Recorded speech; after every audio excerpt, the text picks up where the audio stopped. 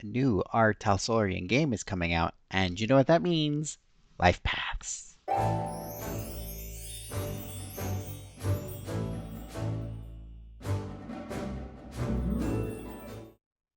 Hello, and thank you all for joining us again here today on Hastings County for another TTRPG Talk. This video series takes a look at tabletop role-playing games and related materials, makes suggestions for your own games, and takes a look at the grand world of game and world design.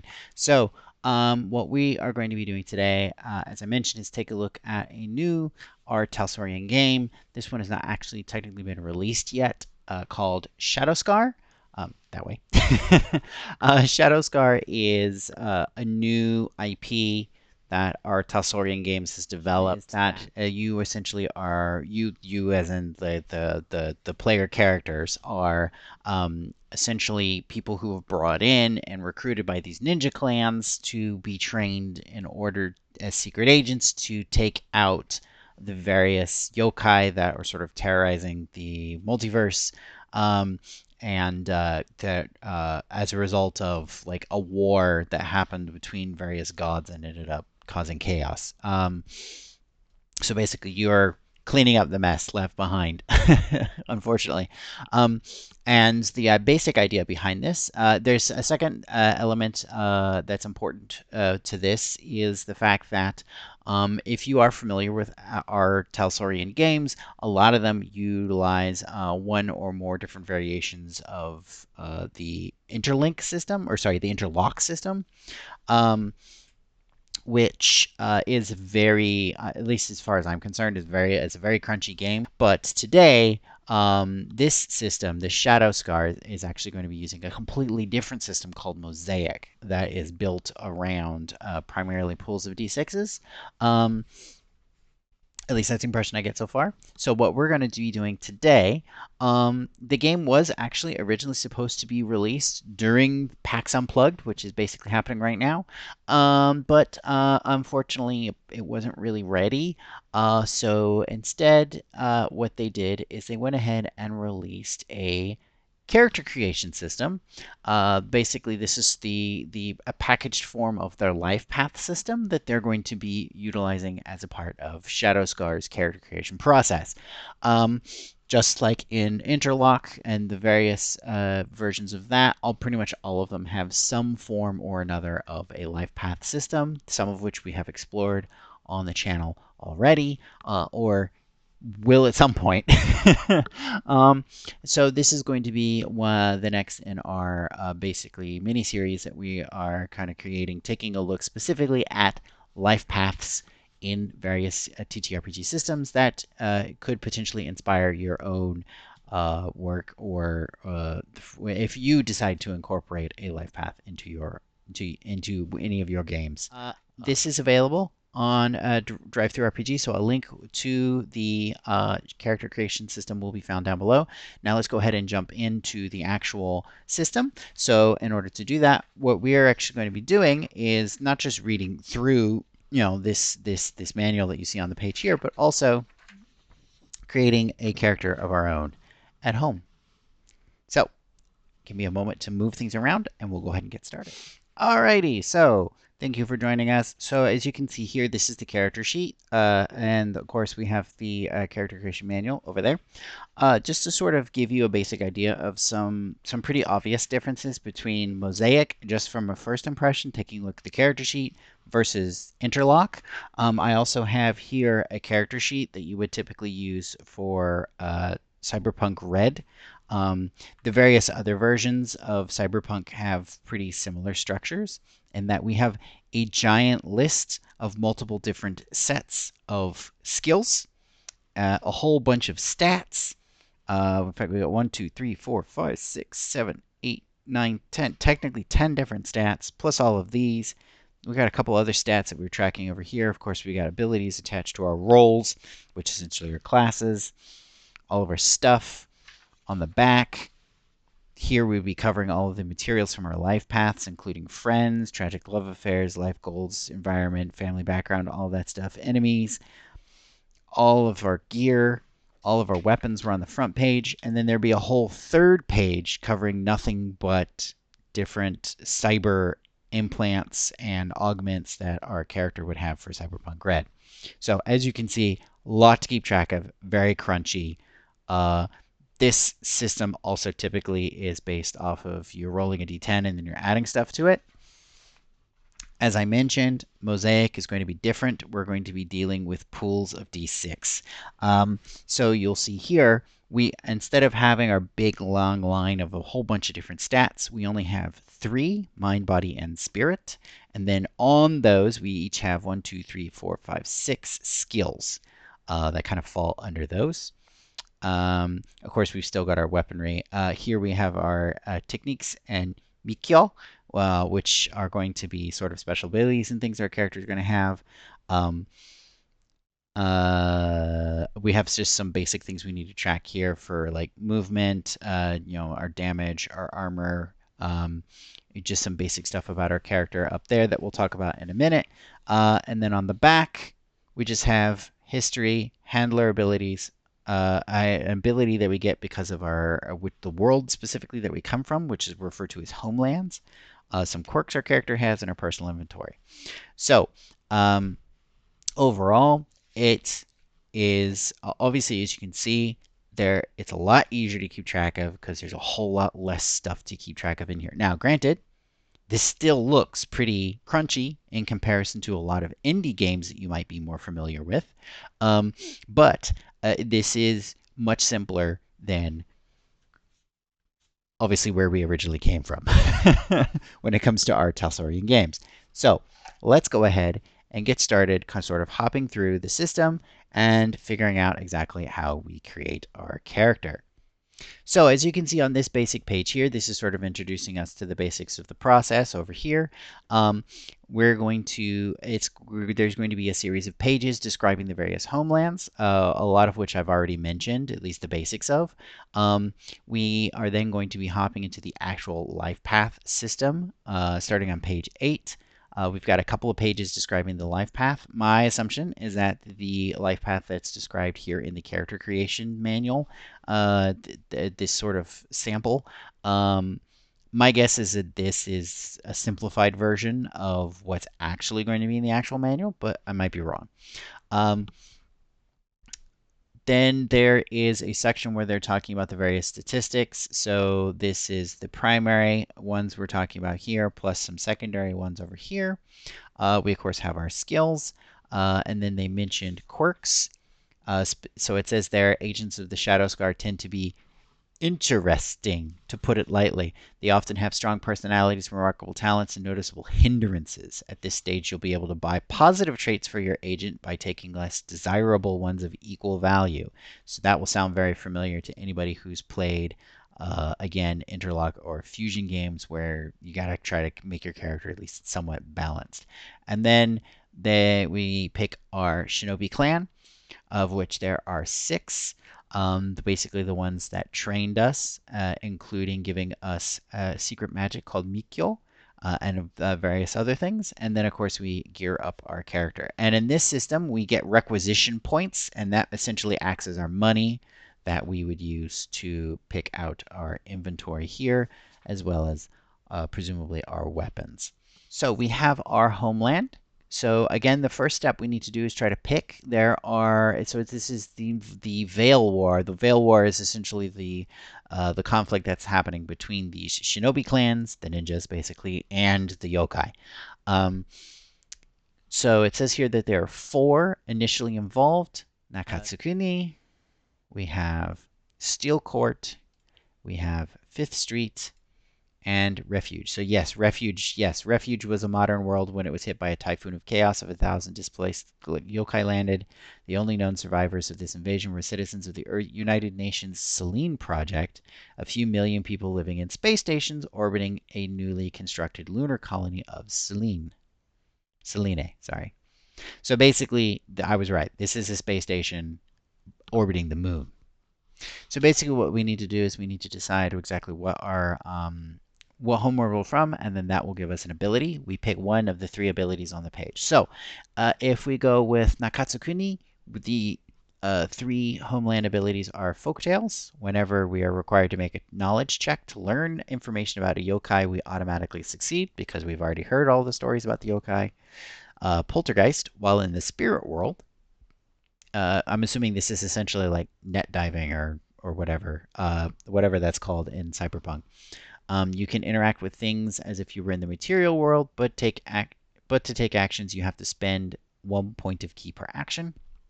Okay, and then Spirit Sight, by taking an action, we can perceive the spirit world overlaid over our vision for 10 minutes. During this time, you take a -1 penalty to awareness checks in the material world. So I'm guessing basically that means we'd roll one less die. Steel Court.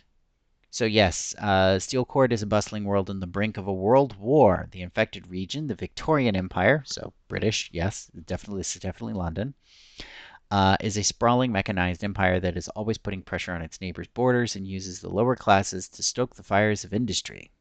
Okay. Your life in the Steel Court is filled with clockwork machines, steam-powered automatons, and a strange miasma of nationalist propaganda and anarchist manifestos. So, yeah, this is like late 1800s, mid to late 1800s steampunk. So here we have Gearhead. By taking an action, you can inspect a machine to learn something useful about the last person who interacted with the machine and what they did with it, or what they did with it. Oh, no, that's a very interesting trait. Judge and jury. You can always ask the storyteller how a character you know would likely respond to a particular situation, proposition, or event, and receive a helpful response. Okay, so basically this means that we're really good at reading people and figuring out how they would act. And then the last one is Viper's Smile. When trying to conceal your emotions or intentions from someone, you can choose to take 5 successes rather than rolling a performance check. Ah, okay, so basically this gives us, it's not like a full success, but basically we get like as if we rolled 5 successes on the dice in our dice pool. So that'd be very useful for a character who's trying to conceal things. All right. Again, we've got Fifth Street. The infected region spans the United States of America, a nation that's currently recovering from the war to end all wars. So again, this is the early 1920s, maybe going into 1930s. Tensions between races, creeds, and classes are high, and a moral panic has caused the prohibition of alcohol, leading to the rise of smuggling rings and organized crime. In many ways, The Fifth Street shares more in common with pulp fiction novels or a noir film than the quote unquote real world. Um, your life on Fifth Street seems right out of a film reel where nearly anything is possible. So it says here background character. You are never the first target of hostility, and people won't go out of their way to inspect you or talk to you unless there's a good reason. So you're really good at blending in. Lady Luck. At the start of each session, you get a pool of 3 tokens. Each time you make a skill check, you can spend a token to gain +1 bonus to the check before or after the roll. Ooh, interesting. Narrative clues. If you fail to an analyze action or an awareness or knowledge check, the storyteller can still give you a minor clue or detail about the topic determined by the environment. Okay, so you can still read at least a little bit. So this is good for detectives, even when you don't actually succeed. And again, going back to this refuge thing that we already looked at, we have astronaut training. You're immune to the nauseated condition. Oh, wow. In addition, you can hold your breath for 30 minutes? Good grief. Okay, instead of just one. Instinct. Hidden characters who make a skill check against you do not gain the normal +2 bonus. Okay, good. I'm assuming this is the bonus when it comes to like attacking you or doing things against you or whatever. And then metacognition. You gain a +2 bonus to end a mental state. Additionally, once each turn, you can make a skill check to end a mental state without taking an action. So I'm thinking I like Steel Court as a place to start for our first character. And the special ability we're going to go with is going to be Judge and Jury. So we have Steel Court and Judge and Jury as our homeland ability. Now, for the life path. The second step in creating your Shadow Scar legend as agent is determining their background. We're going to be rolling d6s to do all of this. And then this is going to be for our background and stuff. So I'm going to put it personal history. Or it's going to go up there in the personal history. So I'll put this over here for now. All right. So we're doing We're doing Steel Court. So our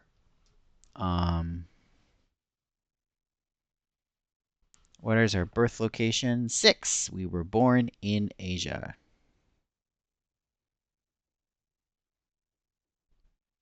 Okay.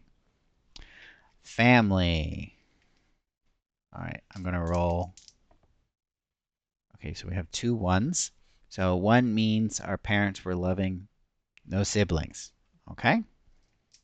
All right, we're supposed to roll for family relationships. This is basically to kind of determine, obviously, like what our relationships with our parents are. I'm going to skip that for the moment. It says that they were loving parents, so I'm going to say that we had a positive, relatively simple relationship with them. And then we'll hop down to the next one. So we're doing family status. So really, I should only rolled 1. So we have it 6. Warriors. We were soldiers, privateers, or police. Now, childhood environment. Some experience is universal, and some you can only really have in one world. When determining where your agent grew up, you can roll 1 die and look at the numbered entry for that home region table for your homeland and for the general home region and the traveling home region tables. Wait, what? Choose the one you want and write it down. Oh, okay. I see. I see. I see. I see. Okay, so they want us to so roll 1 die and then look at these 2 top tables, here, and then the one of the tables that fits our thing down here. So I rolled a 2. So general environment is a simple home. Traveling environment is stowed away on a ship, and the steel court environment is in factory housing. Well, I mean, our characters are warriors, right?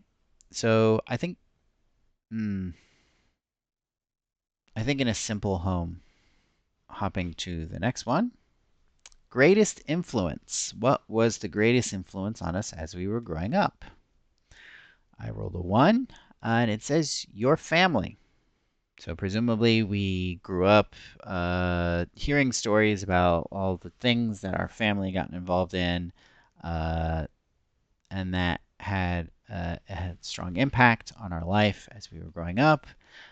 We were introduced to the Veil War because we got scouted. So the agency actually approached us about potentially joining them for some reason, maybe because of our reputation. Now it says, decide how eventful your character's life has been. First, roll a die. Depending upon the results, you will roll on a different table.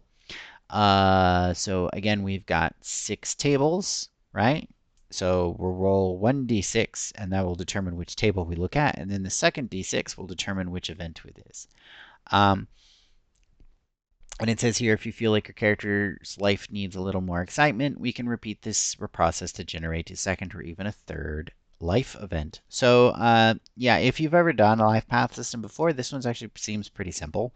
I mean, there's a number of steps, of course, but they're not like super huge number of options. So this seems like a pretty simplified version of some of those. But it still seems somewhat satisfying as we're kind of going through it. So I'm going to roll. The white one will determine which table we look at, and the green one will determine the event we look at. So 4 and 3. So 4 is achievement event, and 3 is went on a life-changing journey. Oh, wait. I just had a thought. When we had this event up here, when we picking the place we grew up, we originally said a simple home. But there were 3 different options. One of them was simple home. One of them was stowed away on a ship, and the third one was what was the third one? Where was that? Here, factory housing. I still don't like that. That doesn't fit. That doesn't fit the character. But oh wait, maybe a barracks. Yeah, instead of it being factory housing, what if it's barracks? So instead of growing up in a simple home, we grew up in a barracks. All right, here's my idea. So our character's family is probably a group of like privateers or mercenaries or something. Uh, they grew up in a shared barracks that was used by their family and a number of other like extended family. So like aunts and uncles and cousins, stuff like that. They all worked together in this sort of family industry, right? So we're heavily influenced by them. We've been scouted out. I'm thinking probably what happened is the agency got in contact with our family, and as a result of that, they basically asked us to go and complete a mission for them, and that's what this life-changing journey was. So we weren't probably directly facing yokai, but we were doing something that in turn ended up helping the agency in the long run. Um, and as a result of that, that's when we got scouted by the agency. Um, so since that's something that happened before we became an agent, I'm wondering if maybe we should roll one more time just to see if there's anything that happened after. No, let's just leave it at that. Maybe we're a greenhorn, and that's why we don't know anything else. Okay, so uh, we already did that one. We already did this one. So now primary stats. So it says here the third step in creating our care agent is determining their inherent capabilities by determining their statistics. Each statistic is assigned a value between 1 and 3.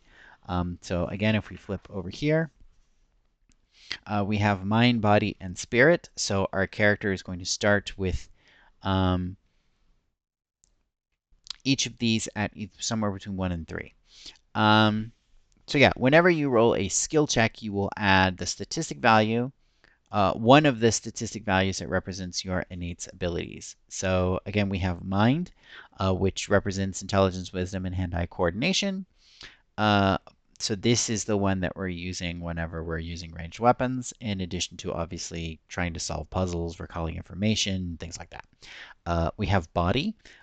This represents our character's speed, reflexes, and raw physical strength. So this is for actual like hand-to-hand combat, maneuvering, and you know, strength, endurance, things like that. Spirit is our character's empathy, charisma, and willpower.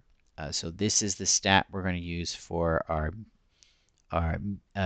Mikyo or magic, right? Resisting mental and spiritual attacks or attempting to like, you know, using essentially charisma to charm people, stuff like that.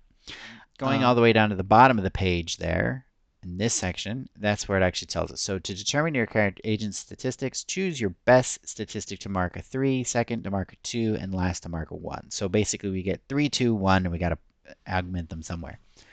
All right, now trying to remember, what was our homeland ability? Judge and jury. So our judge and jury is for getting impressions on people. So because of that, I'm thinking we probably have a pretty strong spirit. I'm just trying to decide if we want this to be our 3 or our 2. We did grow up in a group of mercenaries, um, and they did have a strong influence on us. So I'm thinking, but this is steel court, so it's steampunk. So I'm thinking ranged weapons are pretty common. Um, I'm thinking we put a 3 in mind, 1 in body, and then 2 in spirit. Yeah. And then again, your character's secondary characteristics are predetermined. Your key reserve is always going to start with 3. Speed is going to start at 30 feet. Wealth will start at 2, and vitality starts at 10. Skills. Um, Our fourth step is determining the things that they've been trained to do. Each skill is assigned a value between 0 and 3, and whenever you roll a skill check, you'll be adding the skill value to the associated statistic that represents your training in that skill. So we get 5 skills to mark 2 and 7 skills to mark 1. Okay, so, well, as I mentioned, mercenaries, and so we're going to put a 2 in marksman. I'm thinking also we put 2 into insight. We'll put 2 in endurance. So that's 1, 2, 3, maybe 2 in engineering,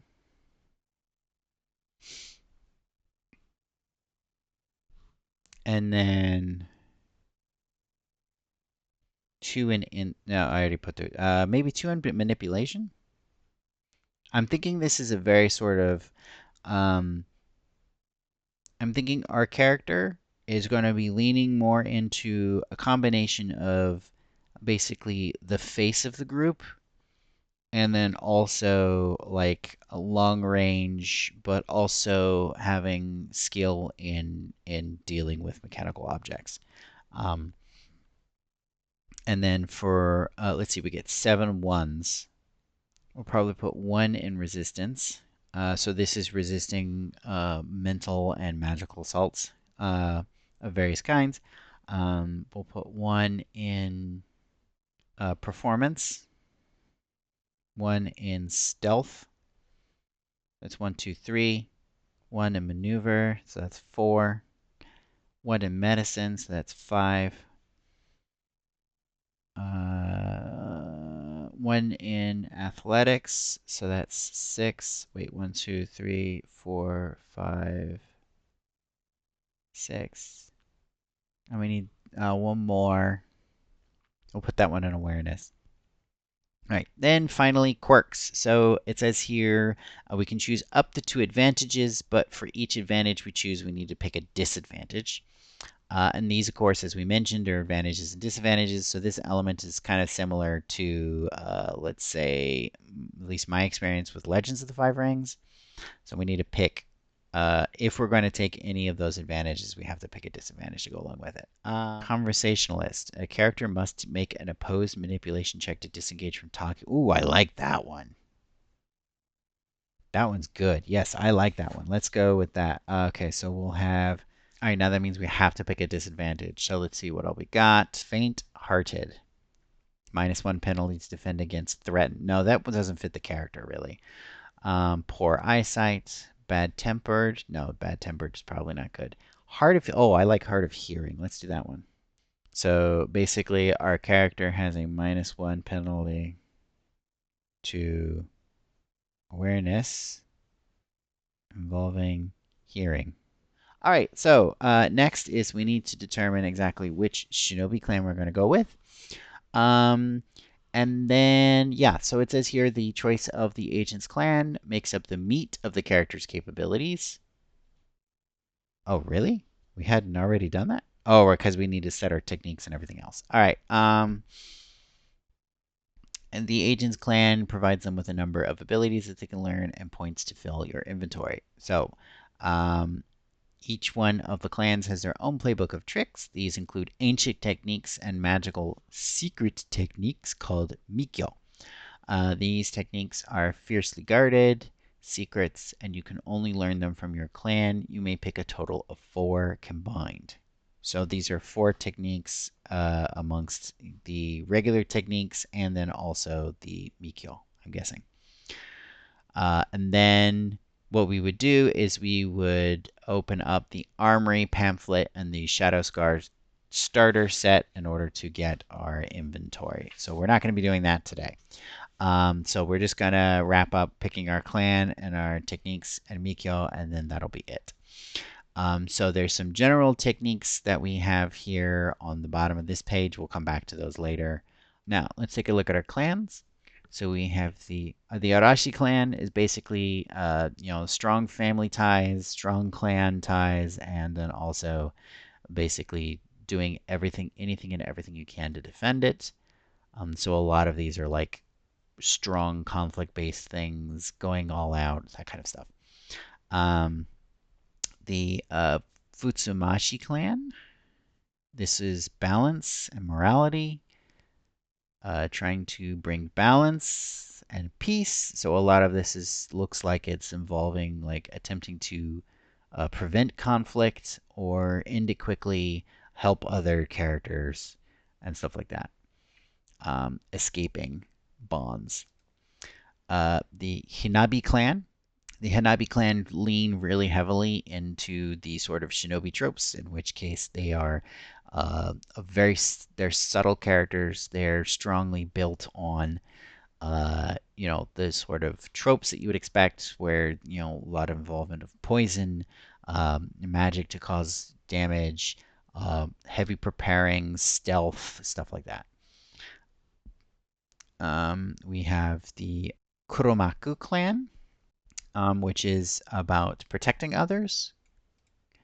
So it looks to me like a lot of the states, the various things that we have are about like uh, investigation, preventing others from escaping, stuff like that. Uh, then we have the Tante clan. Oh, that's interesting. Find a way to free the yokai from Yomi. So I'm assuming that these people are the people who actually like are actually doing research into the yokai and trying to find a way free them from the sort of mental or magical shackles that kind of hold them in. Yeah, so a lot of this involves like being disguising themselves, using magic uh, to use spectral spirits, deceiving others, resisting like mental and physical things and stuff like that. We have the Wanami clan, which is attempting to destroy the yokai utterly so that they can no longer be a threat and protecting people. So again, we've got a lot of we okay. So here we've got holding things, magic that involves close attacks, um, draining attacks, hunting others, increasing your physical endurance, talking to animals. This feels a lot like, let's say, a ranger type of character. And yeah, that was the sixth clan. So I'm thinking, unfortunately, the clan that probably has the most related to ranged attacks would be the Wanami clan, but a lot of the other elements of this doesn't really seem to fit my character very well, so I'm not really I'm leaning more towards this one. Yeah, I'm leaning towards the Kuramaku clan. Anyway, so let's see. This is basically like we have kind of official connections to like law enforcement or at least stuff like that. So I'm thinking I like this spatial portal. So the spatial portal says you create a 1 foot diameter black portal on the surface that you touch and a portal on a surface within 50 feet. You can reach through the portals to grab or manipulate an object adjacent to the other portal. These portals close at the end of your turn. All right, now for the actual techniques, let's see what else we got over here. Oh, I like this list of excuses. Yeah, let's get list of excuses. So this one says if you fail a convince action, so I'm assuming convince would be some sort of manipulation check. Um, to deceive a target. Yeah, that would be manipulation. Then you can immediately re-roll the check once to attempt to retry. I like forensics expert. So this one says by taking 2 actions, you can analyze a body and find any wounds and determine what caused them. Additionally, when you assassinated a character, the wounds can only be found with a difficult medicine check. So they have to roll at least 4 successes. All right, so that's 3. We need one more. Let's go back up here to the general traits. I mean, we do have 2 in marksmanship and 3 in mind, so I suspect that we'll quite often be engaging in ranged combat a lot. But there's also impactful argument. I think we're going to go with impactful argument, which basically means just that, like, if I manage to inflict some sort or cause some sort of mental state in another character, it makes it even more difficult to basically eliminate it. Okay, so yeah, that was Shadow Scar. They carried the sort of life path system for Shadow Scar, or character creation system for Shadow Scar. Links to the sort of this particular PDF, which can be found on the Drive-Thru RPG from R Talsorian Games for their upcoming game Shadowscar can be found in the doobly-doo down below. Thank you for joining us again here on Hastings County. Remember to subscribe and like and all that jazz if you want to see more, and have a good zone. And don't forget to rate your itch purchases.